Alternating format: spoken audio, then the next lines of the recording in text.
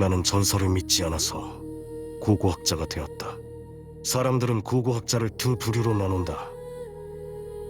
잃어버린 전설을 쫓는 사람, 그리고 그 전설을 해체하는 사람. 나는 의심할 여지 없이 후자였다. 지금 이곳은 지짐의 동부의 작은 지하 유적. 전설상으로는 분명히 존재해야 할 방. 그러나 아무리 굴척해도 그 방은 나타나지 않았다. 붕괴의 흔적도 없었고 자연 공동으로 보기에도 설명되지 않았다. 이 유적에는 숨겨진 방이 없었다.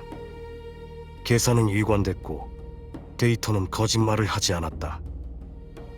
전설이 틀렸다는 사실이 나를 기쁘게 하진 않는다. 다만 내가 믿어온 방식이 여전히 유효하다는 것만 확인했을 뿐이다. 여러 유적을 거치며 나는 같은 답을 반복해서 얻었다. 전설은 언제나 계산보다 먼저 무너졌다. 이론은 수정됐지만 내 신념은 그럴 필요가 없었다. 나는 운이 아니라 방법을 믿었다. 그리고 그 방법은 나를 한 번도 배신하지 않았다. 그런데 단 하나의 사건이 그 모든 확신을 멈춰 세웠다. 마르코, 오래 알고 지낸 동료였고 나와 같은 방식으로 세상을 보던 사람이었다. 그는 이집트의 피라미드 안에서 사라졌다. 그날 이후 나는 전설과 미스테리를 부정하지 못하게 되었다. 마르코는 내 오래된 동료이자 친구였다. 우리는 오래전부터 같이 고대 유적들을 탐사해왔다. 박사과정 때부터 현장에서 우리가 하는 일은 늘 분업처럼 정해져 있었다. 나는 지문을 종이에 옮겼고 마르코는 지문이 생긴 지점에 직접 발을 옮겼다. 그가 더 대담해서가 아니다. 그는 나보다 조건이라는 단어를 더 빨리 허락했다. 나는 오차라는 단어 뒤에 숨고 그는 오차가 반복되면 그걸 패턴으로 부르려 했다. 우리는 그 프로젝트에 함께 지원했다. 피라미드에 숨겨진 방을 찾는 세계적 고고학자 프로젝트라는 이름은 과장된 수식처럼 들렸지만 실제로는 훨씬 건조한 일이었다. 미조사 구간 재검증, 좌표 변환, 도면 통합, 미세 오차 재측량. 그러나 이집트 피라미드로 출발하기 며칠 전 나는 다리 부상을 당했다. 정확히 말하면 사고는 사소했다. 계단에서 발을 헛디뎠고 통증은 일주일이면 사라질 줄 알았다. 하지만 인대는 내 예상보다 고집이 셌다. 내 상태로 인해 프로젝트가 연기되는 일은 없었다. 그렇게 마르코 홀로 이집트로 가던 그날, 그는 마지막에 이렇게 말했을 뿐이다. 헤일, 내 몫까지 더해서 철저히 조사하고 올게. 그 말 안에는 나에 대한 애정과 배려, 그리고 미안함이 담겨 있다는 걸 누구보다 잘 알고 있었고, 그때는 그저 내가 늦게라도 합류하면 된다고 생각했다. 마르코의 실종 소식을 처음 들었을 때 나는 본능적으로 사고를 떠올렸다. 낙석, 미끄러짐, 열사뼈. 사람이 사라지는 이유는 되게 평범하다. 하지만 피라미드 안이라는 조건이 그 모든 가능성을 하나씩 지워버렸다. 그럼에도 그는 안에서 사라졌다. 말이 안 된다. 아무리 생각해도 이건 말이 안 된다. 피라미드는 미로가 아니다. 동선은 제한적이고 통로는 단순하며 웅회로라고 부를 만한 구조조차 없다. 사람이 안에서 길을 잃어 실종될 만큼 복잡하게 설계된 공간이 아니다. 더구나 내부는 상시 통제 구역이다. 출입은 기록되고 경비 인원은 공백 없이 배치된다. 그렇다면 남는 가능성은 하나뿐이다. 마르코는 어디로 이동한 게 아니다. 이 피라미드 안에서 더 이상 좌표를 가지지 않게 된 것이다. 그래서 나는 계속 같은 질문으로 되돌아온다. 피라미드에서 사람이 사라졌다는 게 아니라 피라미드가 그를 어디에 두었는지 우리가 모를 뿐 아닐까. 그리고 그 질문이 가장 위험하다는 것도 이제는 알고 있다. 병실은 늘 같은 냄새였다.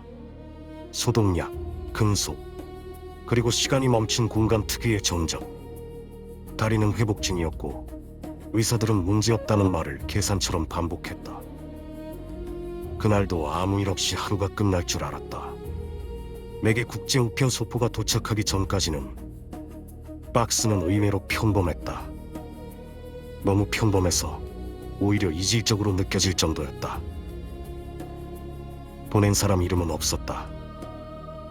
박스 뒷면을 보니 발신지는 이집트. 박스를 열기 전부터 나는 이미 알고 있었다. 뚜껑을 여는 순간 확신은 의심으로 바뀌었다. 수첩 하나, USB 메모리 하나, 그리고 편지 한 장. 수첩은 마르코의 것이었다. 글씨체, 기호를 쓰는 방식, 여백을 남기는 습관까지.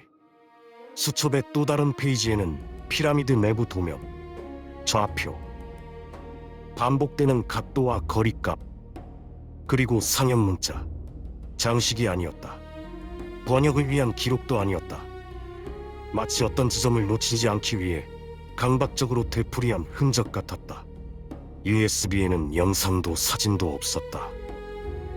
소리 하나, 진동에 가까운 리듬이 없는 것 같으면서도 듣다 보면 어딘가 반복되고 있었다. 나는 그 소리를 여러 번 끊었다가 다시 재생했다. 이건 우연히 녹음된 소리가 아니었다. 의도적으로 남긴 것에 가까웠다. 마지막으로 편지를 펼쳤다. 짧았다. 불필요한 말은 없었다. 만약 내게 무슨 일이 생긴다면 헤이, 이건 네가 마무리해줬으면 좋겠어. 마르코는 비관적인 사람이 아니었다. 사고를 가정하는 인간도 아니었다. 그는 항상 현장에서 판단했고 문제가 생기면 그 자리에서 시정했다. 그런 그가 만약을 미리 써두었다는 건 이미 무언가를 감지하고 있었다는 뜻이다. 나는 그제야 한 가지 가능성을 떠올렸다. 마르코는 자신에게 무슨 일이 생길 수 있다는 걸 알고 있었고, 그래서 마르코는 소포를 나에게 먼저 보낸 게 아닐까. 며칠 뒤 다리는 완치 판정을 받았다. 난 바로 이집트로 향하는 비행기에 몸을 실었다. 이번엔 탐사가 아니다. 내가 부정했던 그 전설에 기반해 마르코가 사라진 이유와 그를 반드시 다시 찾을 것이다. 이집트에 도착하자마자 나는 기자 피라미드가 내려다 보이는 작은 호텔의 방을 잡았다. 관광객들이 선택하는 장소가 아니라 밤이 되면 사람의 소리가 거의 사라지는 쪽이었다. 이곳은 베이스 캠프였다. 탐사를 시작하기 전 나는 먼저 마르코가 남긴 것들을 다시 읽어야 했다. 수첩을 펼쳤다. 얇은 종이는 이미 모서리가 닳아 있었고 연필 자국은 여러 번 지워졌다가 다시 그어진 흔적이 보였다. 마르코 특유의 습관이었다. 확신하지 않으면 기록하지 않고 확신에 이르면 과감하게 남긴다. 수첩 초반부는 예상대로였다.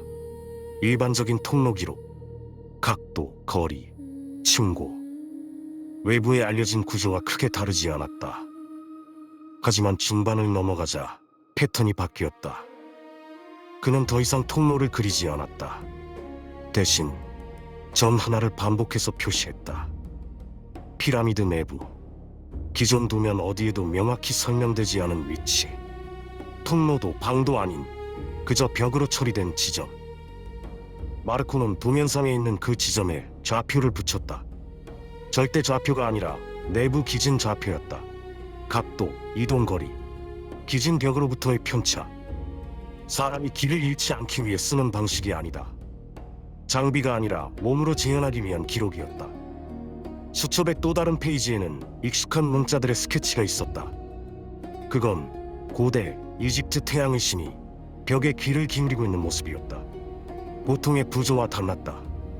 태양의 신 얼굴은 정면이 아니라 벽 쪽으로 살짝 틀어져 있었고 손은 앞으로 뻗어 마치 밀어내는 동작을 취하고 있었다.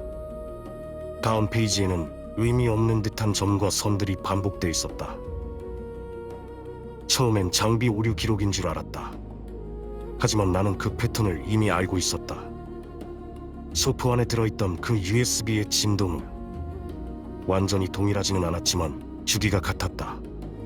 끊기는 지점, 다시 시작되는 타이밍. 마르코는 소리를 녹음한 게 아니었다. 소리를 조건으로 변환해 기록한 것이다. 그 순간 나는 확신했다.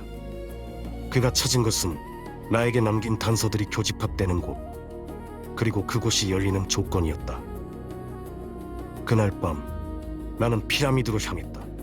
관광 시간이 끝난 이후 경비는 느슨해졌고 사각지대는 예상보다 많았다. 이건 운이 아니라 수십 년간 반복된 관리 패턴의 결과였다. 내가 지나간 경로는 마르코가 수첩에 남긴 이동과 거의 같았다. 벽의 질감, 공기의 흐름, 발소리가 반사되는 각도. 그리고 마침내 그 지점에 도착했다. 고대 상형 문자들이 기록되어 있는 것 말고는 전혀 특이점이 없는 벽이었다. 누가 봐도 입구일 이유가 없는 곳이었다. 나는 그 앞에 섰다. 그리고 마르코가 했던 대로 벽에 귀를 기울였다. 처음엔 아무것도 들리지 않았다. 관광객이 떠난 뒤에 피라미드는 기묘할 정도로 조용했다. 하지만 숨을 고르고 귀의 위치를 아주 조금 옮기자 미세한 떨림이 느껴졌다. 소리가 아니었다. 압력에 가까웠다. 나는 수첩을 떠올렸다. 주기, 간격, 반복. 벽은 계속 같은 상태가 아니었다. 진동은 미세하게 변하고 있었다. 나는 그 변화를 계산했다. 그리고 어느 순간 그 주기가 수첩 속 패턴과 완전히 겹쳐지는 지점이 왔다. 그때 나는 본능적으로 벽을 밀었다. 힘을 준 건 아니었다. 단지 손바닥을 대고 몸무게를 실었을 뿐이다. 그 순간 벽이 움직였다. 갈라지는 소리도 없고 기계적인 장치음도 없었다. 그저 공간이 옆으로 미끄러지듯 열렸다. 그 안에는 지금까지 외부에 전혀 알려지지 않는 비밀 통로가 있었다. 나는 그제야 알았다. 마르코는 사라진 게 아니었다. 그는 피라미드의 공식적인 내부 좌표에서 벗어난 것이었다. 그리고 나는 이제 마르코가 발견한 좌표를 따라 그를 찾기 위해 알 수 없는 그곳을 향해 걸어가고 있다. 통로는 상당히 길었다.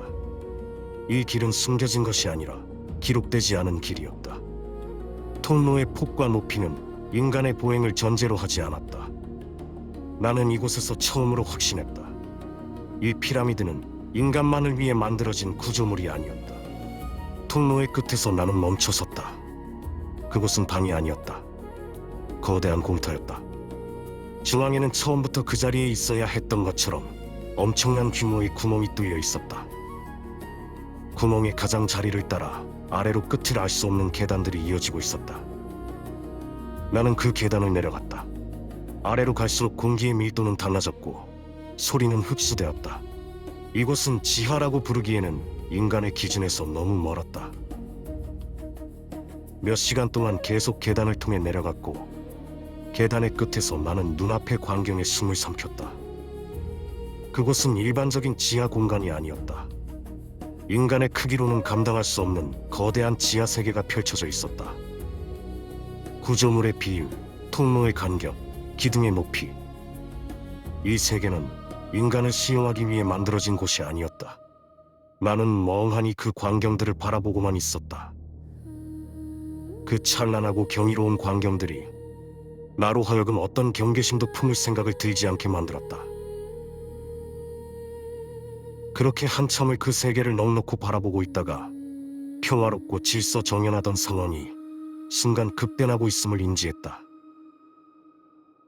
눈앞에 그 존재가 나를 얼어붙게 만들었다. 무엇인지 설명할 수 없는 가루. 가루가 공기진에 퍼지자 피부가 당기기 시작했다. 건조가 아니었다. 탈시였다. 몸의 내부에서부터 수분이 빠져나갔다. 공포는 늦게 왔다. 처음에는 과학적 현상처럼 느껴졌기 때문이다. 체온 변화, 피부 수축, 점막의 마름. 나는 이 모든 것을 설명하려 했고 설명이 가능할수록 더 공포스러워졌다. 그들은 나를 죽이지 않았다. 나는 살아있었다. 그러나 움직일 수 없었다. 시간 감각이 사라졌다. 눈꺼풀이 무거워졌다. 그러나 잠들지 않았다. 잠은 휴식인데 이건 휴식이 아니었다. 이건 정지였다. 나는 죽음보다 더 정확한 단어를 떠올렸다. 보존. 그리고 나는 옆을 보았다. 이미 반미라화가 진행된 마르코가 누워 있었다. 이집트의 아침은 언제나 밝다. 기자 고원 위로 태양이 떠오르고 관광객들은 대피라미드 앞에서 사진을 찍는다. 가이드는 왕의 무덤 이야기를 한다. 돌의 무게와 경사로와 노동자들의 땀을 이야기한다. 사람들은 고개를 끄덕이며 신비를 소비한다. 그리고 그 신비는 유효하다. 유효하기 때문에 안전하다. 에드워드 헤일은 실종 처리되었다. 내 연구자료는 분신로 기록되었다. 내가 남긴 메모의 일부는 보안상의 이유로 접근이 제한되었다. 누구도 그 이유를 묻지 않는다. 묻지 않는 편이 더 편하니까. 마르코도 같은 방식으로 처리되었을 것이다. 그의 이름도, 그의 장비도, 그의 보고서도. 피라미드는 여전히 그 자리에 서 있다. 사람들은 그것이 하늘을 향한 구조물이라 생각한다. 하지만 그것은 아래를 향한다. 그 아래에는 거대한 세계가 있고 그 세계는 여전히 살아있다. 그리고 어딘가 기록되지 않은 방 안에서 나와 마르코는 시간의 한 점으로 보존되어 있다. 왕의 무덤이라는 이름이 유효한 한 문은 열리지 않을 것이다.